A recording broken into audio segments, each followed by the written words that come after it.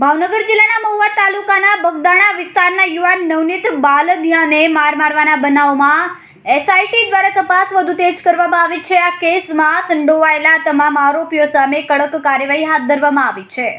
એસઆઈટીની team દ્વારા મહુવા કોર્ટમાં કુલ 8 આરોપીઓ સામે 7 દિવસના રિમાન્ડની માંગણી કરવામાં આવી હતી. જોકે કોર્ટ દ્વારા બંને પક્ષોની દલીલો સાંભળ્યા બાદ 3 દિવસના રિમાન્ડ મંજૂર કરવામાં આવ્યા. એસઆઈટી દ્વારા તમામ 8 ઇસમોને જેલમાંથી કબજામાં લઈને સરટી હોસ્પિટલમાં તબીબી તપાસ માટે લઈ જવામાં આવ્યા. તબીબી પ્રક્રિયા પૂર્ણ થયા બાદ ફરી આરોપીઓએ કસ્ટડીમાં લેવામાં આવ્યા. હાલ 3 દિવસના રિમાન્ડ મંજૂર થતાં એસઆઈટી દ્વારા કેસની ઊંડાણપૂર્વક તપાસનો ધમધમાટ શરૂ કરવામાં આવશે. પોલીસ સૂત્રોના જણાવ્યા મુજબ પૂછપરછ દરમિયાન ઘટનાથી જોડાયેલ મહત્વપૂર્ણ પુરાવા અને અન્ય સંડોવાયેલા મુદ્દાઓ બહાર આવવાની સંભાવના છે. રિપોર્ટર ફિરોઝ મલેક, ભાવનગર.